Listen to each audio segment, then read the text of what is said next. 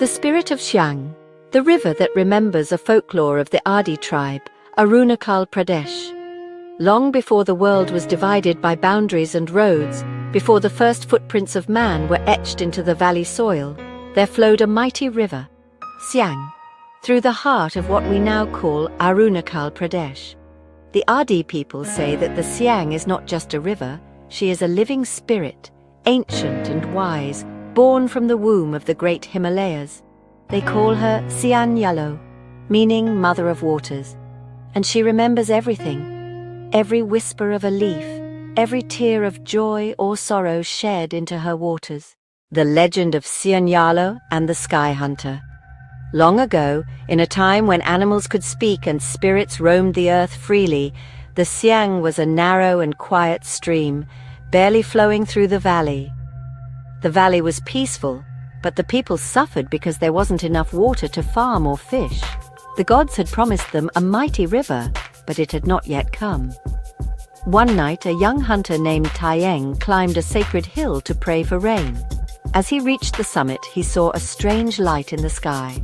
It was not a star, it was a sky spirit, shaped like a woman with flowing hair of silver clouds and eyes like the moon. She introduced herself as Siang, the daughter of the rain god and the mountain spirit. She had been watching over the valley for centuries, waiting for a time when the people would be ready to protect and honor her. Moved by Siang's prayers, she said, "I will come down as a river. I will feed your land, cradle your children, and sing you to sleep. But remember, I am not yours to command. If ever you pollute me with your greed, or forget the spirits of the land, I will rise in anger." Siang promised with all his heart to protect her.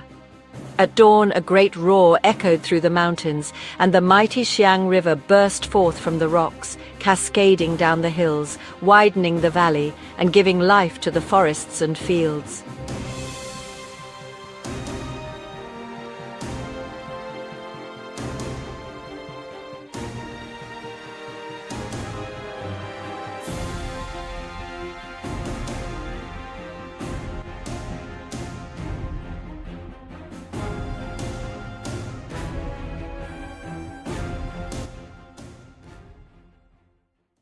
The wrath of Siang.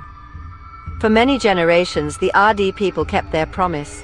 They worshipped the river with offerings during festivals like Solung and Etor, and before crossing the river, they whispered prayers to Donipolo and the river goddess. But centuries later, people grew careless. Outsiders came, forests were cut, and the sacred stones at the river's edge were broken or removed.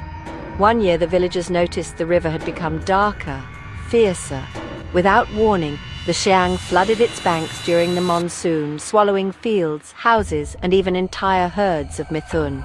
The elders gathered and realized Siang was angry.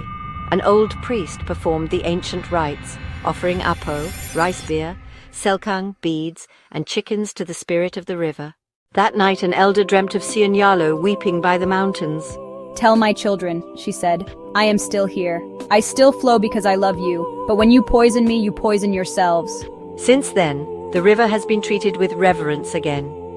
The Adi pass this story on to their children. Siang is our mother. Give her respect or feel her rage. The Whispering Waters.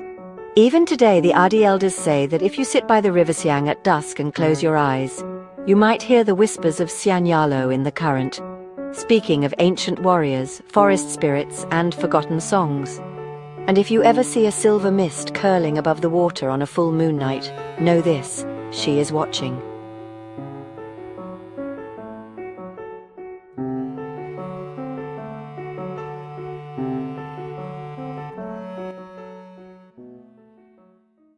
Moral of the story. The folklore of the Siang River teaches respect for nature. The river is alive and conscious. It gives life but demands respect. Spiritual connection. Natural elements are not just resources but spirits to be honored. Harmony with the environment. When humans forget their duties toward nature, nature reminds them, sometimes gently, sometimes violently.